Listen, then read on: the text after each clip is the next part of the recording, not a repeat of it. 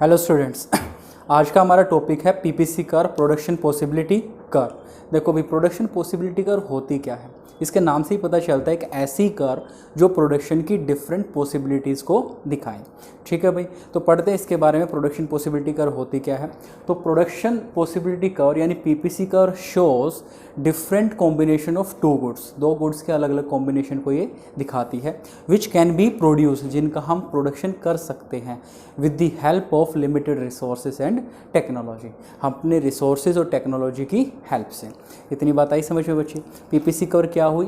PPC curve का मतलब होता है प्रोडक्शन पॉसिबिलिटी कर्व, जो प्रोडक्शन की डिफरेंट पॉसिबिलिटीज़ को बताती है, जिनका हम प्रोडक्शन कर सकते हैं with the help of our resources and technology. आई बात समझ में? तो इसके अंदर कुछ छोटी छोटी चीज़ें हैं। सबसे पहली बात, ये क्या शो करती है? Different combination of two goods, यानी हमारे पास कितने गुड्स होने चाहिए? दो गुड्स। यानी ये किनके बारे में बताइए? कम से कम दो गुड्स के बारे में। आगे विच कैन बी प्रोड्यूस, जिनका हम प्रोडक्शन कर सकते हैं, क्योंकि ये जो कॉन्सेप्ट है इसका रिलेशन सीधा सीधा प्रोड्यूसर से है। ठीक है भाई, आगे चलते हैं। With the help of given resources, या गिवन रिसोर्सेज का मतलब होता है लिमिटेड रिसोर्सेज, क्योंकि हमारे पास जो रिसोर्सेज हैं वो क्या हैं? लिमिटेड ही होते हैं। आई बात समझ में? और रिसोर्सेज क्या होते थे? लैंड, लेबर, कैपिटल और एंटरप्रेन्योर। अब बात है पीपीसी कर्व के different name. Actually PPC curve कई नामों से और जानी जाती है। तो पीपीसी कर्व क्या हुई? प्रोडक्शन पॉसिबिलिटी कर्व, इसको बोला जाता है। दूसरा इसका नाम है प्रोडक्शन पॉसिबिलिटी लाइन, फिर प्रोडक्शन पॉसिबिलिटी बाउंड्री, और एक है प्रोडक्शन पॉसिबिलिटी फ्रंटियर। आई बात समझ में? तो इसके चार नाम हो गए: production possibility curve, production possibility line, production possibility boundary, production possibility frontier. ठीक है, ऐसे ही कुछ नाम और हैं इसके: ट्रांसफॉर्मेशन लाइन, ट्रांसफॉर्मेशन कर्व और ट्रांसफॉर्मेशन फ्रंटियर। क्लियर हुआ इतना बच्चे? तो ये इसके अलग अलग नाम है जिन नाम से ये पूछी जा सकती है। हालांकि बेसिकली देखा जाए तो छोटी सी बात है, एक तो प्रोडक्शन पॉसिबिलिटी के बाद ये चार नाम हो, या ट्रांसफॉर्मेशन के बाद ये चार नाम हो, तो हम इन्हें क्या बोलेंगे? ये क्या है? PPC curve, production possibility curve है। ठीक है भाई, अब इस डायग्राम की हेल्प से देखते हैं इन्होंने क्या बताया था। ये क्या शो करती है? Different combination of two goods, दो गुड्स के अलग अलग कॉम्बिनेशन को। तो हमने क्या किया है, यहाँ पर दो गुड्स ले लिए हैं। एक हमारे पास गुड एक्स है और दूसरा हमारे पास क्या है? Good Y. एक्स एक्सिस पे हमने गुड एक्स ले लिया, वाई एक्सिस पे हमने गुड वाई ले लिया। अब ये हमें क्या शो करती है? Different combination. क्या शो करेगी? Different combination. किसके? गुड एक्स और गुड वाई के अलग अलग कॉम्बिनेशन। तो हमारे पास जो अलग अलग कॉम्बिनेशन है वो देखो क्या क्या है। ठीक है, ये ए, ये बी, ये सी, ये डी, ये ई और ये एफ। ठीक है, तो ये ए से लेकर एफ तक अलग अलग क्या हमारे पास कॉम्बिनेशन है, जिसके अंदर गुड एक्स और गुड वाई की अलग अलग क्वांटिटी का हम लोगों ने प्रोडक्शन किया है। ठीक है, अब ये भी देख लेते कितनी कितनी क्वांटिटी का। अगर इस ए वाले पॉइंट पे देखें तो एक्स की तो कितनी यूनिट है? 0, और वाई की कितनी यूनिट है? वाई। ठीक है, बी पॉइंट पे देखते हैं, एक्स की कितनी यूनिट है? x1, वाई की कितनी यूनिट है? y1। ठीक है, सी पॉइंट पे चलते हैं। सी पॉइंट पे गुड एक्स की कितनी यूनिट होगी? x2, और y की कितनी यूनिट है? y2। उसके बाद डी पे चलते हैं। डी पे कितनी होगी x की यूनिट? x3, और y की भी y3। ई पे देखते हैं, x की कितनी यूनिट होती है? x4, और y की भी y4। एफ पॉइंट पे चलते हैं, x की कितनी यूनिट होगी? x, और y की कितनी हो जाती है इस पॉइंट पे? 0। तो देख रहे हो, यानी इन्होंने क्या किया, प्रोडक्शन पॉसिबिलिटी कर्व ने क्या क्या समझाया हम लोगों को? ये different combination of two goods, दो गुड्स के अलग अलग कॉम्बिनेशन हैं। यानी ये रहे वो कॉम्बिनेशन, कितनी यूनिट गुड एक्स की प्रोड्यूस करनी है और कितनी यूनिट गुड वाई की प्रोड्यूस करनी है, उसका हमारे पास ब्यौरा होता है। ठीक है भाई, इन्हीं को क्या बोला जाता है? Production possibility curve. और इन सभी की सभी यूनिट का हम प्रोडक्शन कर सकते हैं अपने रिसोर्सेज और टेक्नोलॉजी की हेल्प से। आई बात समझ में? यानी इनमें से हम किसी को भी चूज़ कर सकते हैं और कितना भी प्रोडक्शन कर सकते हैं इन ऑप्शंस में से। ठीक है, हमने एक चीज़ और पढ़ी थी, प्रोड्यूसर के पास एक प्रॉब्लम आती थी, व्हाट टू प्रोड्यूस, किस गुड्स एंड सर्विस का प्रोडक्शन किया जाए। ठीक है, तो वहाँ पर एक छोटी सी चीज़ हम लोगों ने पढ़ी थी। क्या पढ़ी थी? कि भाई ये पीपीसी कर्व है और पीपीसी कर्व के अंदर अलग अलग कॉम्बिनेशन दे दिए, इन कॉम्बिनेशन में से जो प्रोड्यूस चाहे वो प्रोडक्शन कर सकता है। इतनी बात आई क्लियर? ठीक है भाई, तो ये प्रोडक्शन पॉसिबिलिटी कर्व के बारे में हम लोगों ने इतना पढ़ लिया। अब प्रोडक्शन पॉसिबिलिटी कर्व को एक बार हम बना के देख लेते हैं। ठीक है, इसके लिए हमें क्या चाहिए होगा? एक टेबल चाहिए होगी, और टेबल को क्या बोलते हैं? Production possibility schedule. क्या बोलेंगे? Production possibility schedule. तो यहाँ देखो, एक ऐसी टेबल एक ऐसी टेबल जो दो गुड्स के किसको दिखाए, अलग अलग कॉम्बिनेशंस को दिखाए, उसे हम क्या बोलेंगे, प्रोडक्शन पॉसिबिलिटी शेड्यूल। अब अगर इस शेड्यूल का ग्राफिकली रिप्रेजेंटेशन कर दिया जाता है तो जो कर्व बन के रेडी होगी उस कर्व का नाम क्या होगा, PPC curve, production possibility curve. ठीक है, अब देखो इसको प्लॉट कैसे करेंगे, ध्यान से देखो। सबसे पहली बात, यहाँ ये हमारे पास क्या है, एक्स एक्सिस, और ये हमारे पास क्या है, वाई एक्सिस। ठीक है भाई, एक्स एक्सिस पे किस गुड्स को लेंगे, एक्स एक्सिस पे उस गुड्स को लेंगे जिसकी क्वांटिटी बढ़ रही होगी। तो इन दोनों में से देखो किसकी क्वांटिटी बढ़ रही है, गुड एक्स की क्वांटिटी बढ़ रही है, तो यहाँ हम किसको लेंगे, गुड एक्स को। वाई पे किसे लेंगे, जिसकी क्वांटिटी रिड्यूस हो रही होगी, तो रिड्यूस किसकी हो रही है, गुड वाई की। देखो 15 से 14, 14 से 12, 12 से 9, 9 से 5 और 5 से 0। जिस गुड्स की क्वांटिटी क्या हो, डिक्रीज, ध्यान से देखो मैं लिख लेता हूँ, जिसकी क्वांटिटी क्या हो, डिक्रीज, उसे हम कहाँ लेने वाले हैं, वाई एक्सिस पे। ठीक है, और जिसकी क्वांटिटी बढ़ रही हो उसे कहाँ लेने वाले हम, एक्स एक्सिस पे। एक बात तो ये क्लियर होनी चाहिए। ठीक है भाई, अगर हम इन पॉइंट्स को एज इट इज़ यहाँ पर प्लॉट कर दें तो लगभग ऐसी ही एक ड्राइंग बनने वाली है हमारे पास। तो चेक करते हैं। सबसे पहले अगर मैं गुड एक्स की 0 यूनिट बनाऊं और गुड वाई की 15 यूनिट, तो देखो कहाँ पॉइंट बनेगा, ये गुड एक्स की 0 और गुड वाई की कितनी हो जाएगी, 15। ठीक है भाई, दूसरा चलते हैं, गुड एक्स की कितनी यूनिट है, 1, और वाई की कितनी है, 14, तो ये आ जाएगा हमारे पास यहाँ पर। ठीक है भाई, आगे चलते हैं, गुड एक्स की कितनी यूनिट है, 2, और वाई की 12, ये 2 और ये हमारे पास 12। ठीक है भाई, अब आप इसको ना इस तरीके से भी कर सकते हो, इस तरीके से भी शो कर सकते हो।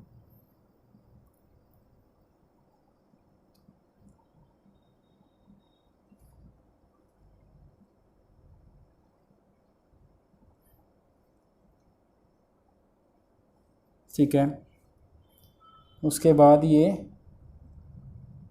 2 और ये 12। ठीक है, उसके बाद इसने क्या क्या, एक्स एक्सिस, एक्स गुड्स की कितनी क्वांटिटी है, 3, और वाई की कितनी है, 9। ये 3 और 9 कहाँ होगा, 8 और 9 के बीच में, तो ये लगभग यहाँ पर ये आ गया 3 और ये अपने पास आ गया 9, यानी इस पॉइंट पे।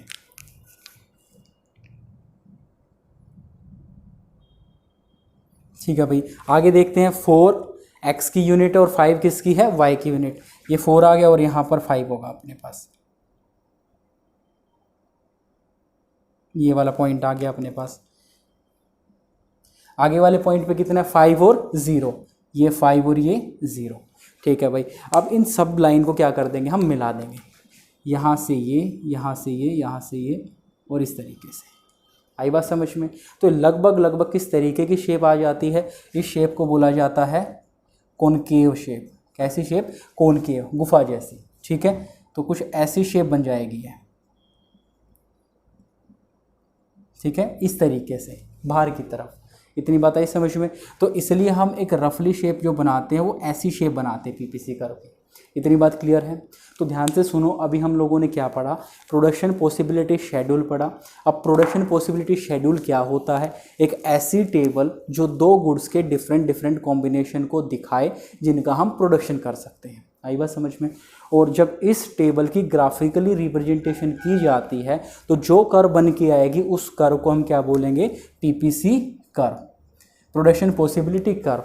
ये तो प्रोडक्शन पॉसिबिलिटी कर्व हो गई, ये प्रोडक्शन पॉसिबिलिटी शेड्यूल या टेबल हो गया।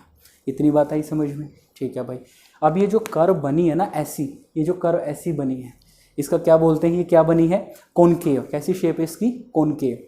ठीक है, अब इसकी ना कुछ एजम्पशंस हैं। क्या है, एजम्पशंस। एजम्पशन का मतलब क्या होता है, जिसके ऊपर ये बेस होती है।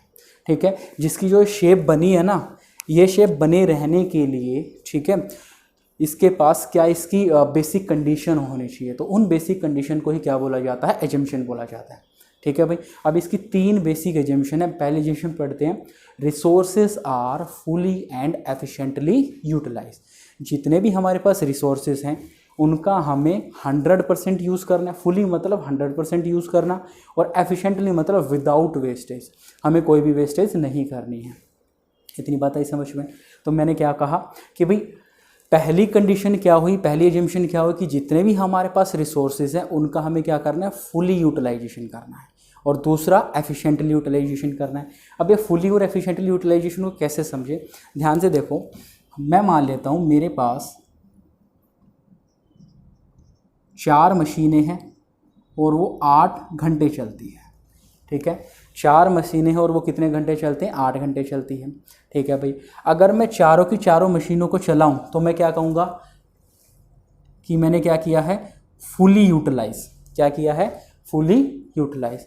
अगर मैं उनको 8 के 8 घंटे चलाता हूँ, यानी उसकी जो पूरी की पूरी कैपेसिटी है वो 8 घंटे की है, तो मैं इसे कहूँगा एफिशिएंटली यूज, एफिशिएंटली यूटिलाइजेशन या एफिशिएंटली यूज़ किया मैंने, ठीक है भाई। ये होता है फुली और एफिशिएंटली यूटिलाइजेशन, ठीक है।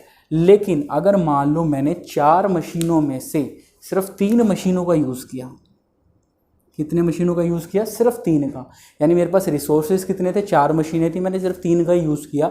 इसका मतलब एक मशीन मेरी एज इट इज़ रखी हुई है, मैंने उसका पूरे तरीके से यूज़ नहीं किया, रिसोर्सेज का कंप्लीटली यूज़ नहीं किया, तो इसे हम क्या बोलेंगे, अंडर यूटिलाइजेशन। क्या बोलेंगे, अंडर यूटिलाइजेशन, या तो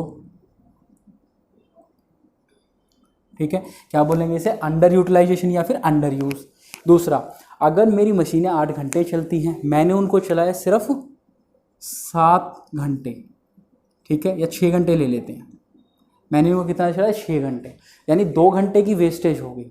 मशीनें तो चारों की चारों चल रही है, लेकिन कितने घंटे चल रही है, 6 घंटे, यानी 2 घंटे की क्या हो रही है, वेस्टेज, ठीक है। अब इस वेस्टेज को क्या बोलेंगे, इन एफिशिएंटली यूज, इन एफिशिएंटली यूज।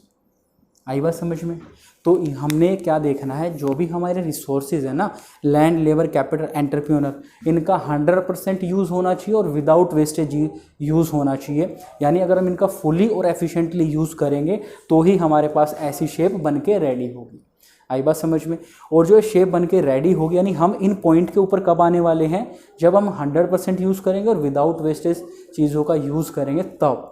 अगर मान लो 4 मशीनों की जगह मैंने 3 मशीनों का यूज़ किया होता, 8 घंटे की जगह 6 घंटे का यूज़ किया होता, तो हम कहाँ होते इसमें, हम कहीं ना कहीं अंदर की तरफ होते, या हम यहाँ होते, या यहाँ होते, या यहाँ होते, हम कहाँ होते, अंदर की तरफ। इतनी बात आई समझ में, ठीक है। तो ये क्या है, 100% यूज़ करने से हम इस लाइन के ऊपर आते हैं और 100 से कम यूज़ करने पे इस लाइन के अंदर चले जाएंगे, ठीक है भाई। दूसरा क्या था अपने पास, दूसरी एजम्पशन क्या है, technology of production remain constant, उसमें कोई भी चेंज नहीं होगा। जो भी हमारी टेक्नोलॉजी है ना, उसमें कोई भी चेंज नहीं होने वाला। इसका मतलब क्या है, ना तो टेक्नोलॉजी इम्प्रूव होगी ना ही बैकवर्ड होगी। जो टेक्नोलॉजी अभी चल रही है उसी का यूज़ किया जाएगा। इतनी बात क्लियर है, ठीक है भाई। अगर मान लो टेक्नोलॉजी चेंज हो जाए तो इससे क्या प्रॉब्लम होगी, इससे एक ही प्रॉब्लम होने वाली है। देखो, टेक्नोलॉजी अगर इम्प्रूव होगी, लेटेस्ट टेक्नोलॉजी आ गई, उससे क्या होगा, कॉस्ट कम होगी और ज़्यादा से ज़्यादा हम प्रोडक्शन कर पाएंगे, तो ये लाइन आगे की तरफ क्या हो जाएगी, शिफ्ट हो जाएगी, ठीक है। और अगर हमारी टेक्नोलॉजी बेकार हो जाती, आउटडेटेड हो जाती, तो ये लाइन पीछे की तरफ चली जाएगी, तो ये प्रॉब्लम हो जाती है। इसलिए हम क्या बोलते हैं कि टेक्नोलॉजी क्या रहेगी, कॉन्स्टेंट रहेगी, उसमें कोई भी चेंज नहीं होने वाला, ठीक है। थर्ड लास्ट क्या है, resources are fixed and constant. इसका मतलब रिसोर्सेज में भी कोई इंप्रूवमेंट नहीं होने वाला, रिसोर्सेज भी हमारे बढ़ने वाले नहीं हैं, ठीक है। अगर रिसोर्सेज बढ़े फिर से वही प्रॉब्लम आएगी, अगर रिसोर्सेज बढ़े तो ये राइटवर्ड शिफ्ट हो जाएगी, आगे की तरफ चली जाएगी, तो ये वाली शेप नहीं बन पाएगी। क्लियर है ये। तो एक बार फटाफट से दोबारा से रिवाइज कर लेते हैं इन तीनों की तीनों एजम्पशन को। पहली क्या थी, जो हमारे पास रिसोर्सेज हैं फुली और एफिशिएंटली यूज़ होंगे, जहाँ फुली का मतलब 100% यूज़ होना और एफिशिएंटली का मतलब विदाउट वेस्टेज। दूसरी बात क्या थी, टेक्नोलॉजी हमारी कांस्टेंट रहेगी, यानी वो ना तो बैकवर्ड हो सकती है ना ही इम्प्रूव हो सकती, लेटेस्ट आ सकती है। तीसरी बात, जो हमारे पास रिसोर्सेज है वो क्या रहेंगे, वो भी क्या रहेंगे, कांस्टेंट, उसमें भी कोई भी चेंज नहीं आने वाला है। तो ये तीनों चीज़ होगी क्लियर, ठीक है भाई। आज हम लोगों ने एक छोटा सा टॉपिक पढ़ा है कि पीपीसी कर्व होती क्या है, ठीक है। नाम से ही पता चलता है, प्रोडक्शन पॉसिबिलिटी कर्व, एक ऐसी कर्व जो प्रोडक्शन की अलग अलग पॉसिबिलिटीज़ को बताए, ठीक है भाई। इससे किसको हेल्प होती है, इससे प्रोड्यूसर को हेल्प होती है कि जितने भी कॉम्बिनेशन आते हैं, इन कॉम्बिनेशन में से किसी भी कॉम्बिनेशन को वो चूज़ कर सकता है और अपने रिसोर्सेज का यूज़ करके मैक्सिमम आउटपुट निकाल सकता है, ठीक है भाई। आज हमने सिर्फ 3 छोटी छोटी बातें पढ़ी थी कि पीपीसी कर्व है क्या चीज़, ठीक है, इसके डिफरेंट डिफरेंट नेम हैं, ठीक है, इसका शेड्यूल क्या है और इसकी एजम्पशंस क्या है, ठीक है। नेक्स्ट क्लास में हम पढ़ेंगे इसकी प्रॉपर्टी क्या है। इसकी दो ही प्रॉपर्टी होती हैं, एक तो ये डाउनवर्ड स्लोपिंग होती है, ऊपर से नीचे की तरफ आती है, और दूसरा इसकी जो शेप है जो मैंने अभी बताया कि कॉनकेव होती है। इनके पीछे एक रीजन है, वो हम लोग पढ़ेंगे नेक्स्ट क्लास में, ठीक है बच्चे। तो आज की क्लास यहीं ख़त्म करते हैं। अगर आपको वीडियो पसंद आई हो, कंटेंट पसंद आया, तो हमारी वीडियो को लाइक, शेयर और सब्सक्राइब करना ना भूलना, ठीक है। और कमेंट जरूर लिखना बच्चे, ठीक है। कमेंट से ये होता है कि यहाँ क्या अगर मान लो कुछ प्रॉब्लम होती है, या बोर्ड पे प्रॉपर लाइट नहीं आ रही, या फ़ॉन्ट छोटे हो रखे हैं, अगर ये सारी चीज़ें आप डिस्कस करोगे तो हमें पता चले कि कैसे इम्प्रूव किया जा सकता है, ठीक है भाई। तो हम नेक्स्ट क्लास में मिलते हैं। Thank you.